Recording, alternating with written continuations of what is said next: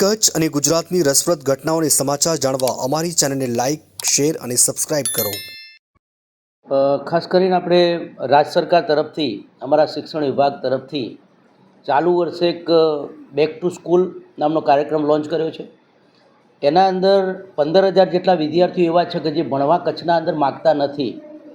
એવા વિદ્યાર્થીઓનો અત્યારે શિક્ષણ વિભાગ દ્વારા દરેકનો ડોર ટુ ડોર સંપર્ક કરી અને એને રીએનરોલ કરવાની કાર્યવાહી ચાલુ છે. અત્યારે 5,000 જેટલા વિદ્યાર્થીઓ એને આપણે રીએનરોલ કર્યા છે.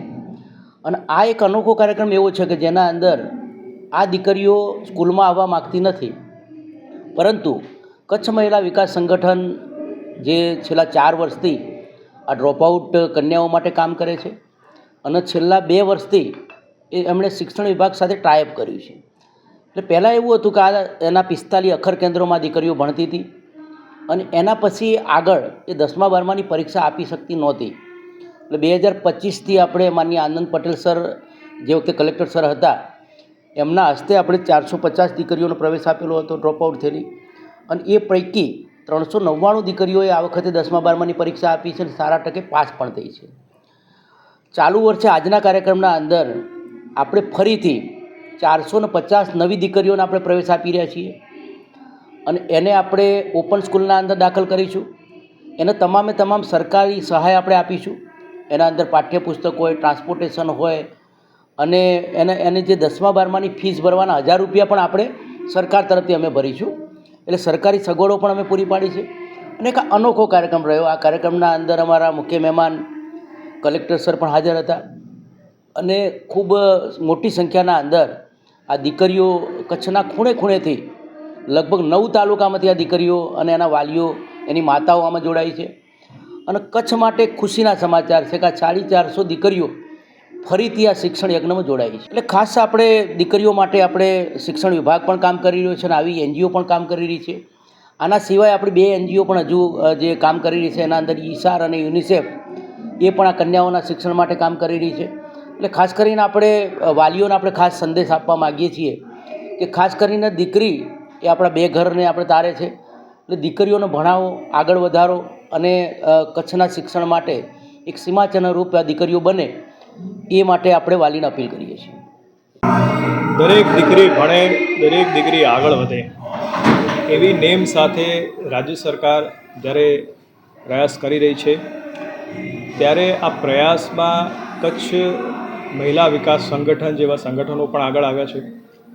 એમની મદદથી જિલ્લા શિક્ષણાધિકારી કચેરી એમની સાથે સંકલન કરી અને સમગ્ર જિલ્લામાં છેવાડાના જે ગામડાઓ છે કે જ્યાં દીકરીઓને ભણવામાં તકલીફ પડતી હોય અને એ લોકો સ્કૂલ છોડી દેતી હોય છે, ત્યારે આવે બાળકીઓને, દીકરીઓને શિક્ષણમાં એક તક મળે, ડ્રોપઆઉટ ન થાય, એના માટે અખર કેન્દ્રો શરૂ કરવામાં આવે છે. સમગ્ર જિલ્લામાં 45 જેટલા છેવાડાના ગામડાઓમાં આપણે અખર કેન્દ્રો કચ્છ મહિલા વિકાસ સંગઠનના પ્રયાસથી શરૂ કરી રહ્યા છે. તેમાં 450 જેટલી દીકરીઓએ પ્રવેશ મેળવ્યો છે. છેલ્લા લગભગ 4 વર્ષથી આ પ્રયાસ અવિરત છે. ખૂબ મોટી સંખ્યામાં દીકરીઓ આમાં જોડાઈ રહી છે અને 10મા ધોરણ, 12મા ધોરણની પરીક્ષાઓ પાસ કરીને આગળ વધી રહી છે. વાત સાચી છે, કારણ કે દીકરી જ્યારે પોતાના પિતાના ઘરે હોય ત્યારે તો ચોક્કસ એની સંભાળ લેતી જ હોય છે, પણ જ્યારે દીકરી પરણીને સાસરે જાય ત્યારે પોતાના પતિ, પોતાના બાળકોનું પણ એટલી સાર સંભાળ લેતી હોય છે. ત્યારે જો શિક્ષિત હોય દીકરી, તે બંને ઘરને ખૂબ મોટો લાભ થઈ શકે છે. અને એ રીતે કે પોતાના બાળકને સારું પોષણ મળે એના માટે તો એ પ્રયાસ કરે જ છે, સાથે સાથે પોતાના બાળકોને શિક્ષણ મળે એના માટે પણ ખૂબ પ્રયાસ કરતી હોય છે, કારણ કે શિક્ષણનું મહત્ત્વ એ જાણતી હોય છે. એટલે આ તકે હું આ સંગઠનનો પણ ખૂબ ખૂબ આભાર માનું છું. આગળ જતાં પણ અમારા તરફથી, રાજ્ય સરકાર તરફથી જે પણ મદદની જરૂર હશે એ આ સંગઠનને પ્રોવાઈડ કરશું અને જિલ્લામાં ડ્રોપઆઉટ રેશિયો ઘટે, દીકરીઓ ભણે, આગળ વધે એના માટે પ્રયાસરત રહીશું. તો હું કૃતિ છું, કચ્છ મહિલા વિકાસ સંગઠનની ડાયરેક્ટર છું અને 2022થી આપણે આ કાર્યક્રમ શરૂ કર્યો. અખર એટલે કે દીકરીઓને ફરી પાછું શિક્ષણ જ્ઞાન અને પોતાની સમાનતાના હકની કેડીએ જોડવાનું કામ. અત્યાર સુધી છેલ્લા 4 વર્ષમાં 850 દીકરીઓ અખર સેન્ટરમાંથી ભણી છે. 115 ગામોમાં આપણા અખર સેન્ટર કાર્યરત છે, જેમાંથી લગભગ 600 જેટલી દીકરીઓએ સફળતાપૂર્વક શિક્ષણ પણ પ્રાપ્ત કર્યું છે. આગળ નર્સિંગ, કોમ્પ્યુટર કે બીજા કોઈપણ પ્રકારની રોજગારીની તકો મેળવી રહી છે. અને આજના સમયમાં કચ્છ જેવા જિલ્લામાં જ્યારે આપણે સમજીએ છીએ કે અંતરિયાળ ગામો સુધી શિક્ષણ પહોંચવું થોડુંક અઘરું છે, ત્યારે કદાચ આ સેન્ટર એમને ફરી પાછું જોડવાનું એક માધ્યમ બને છે, એક નિમિત્ત બને છે.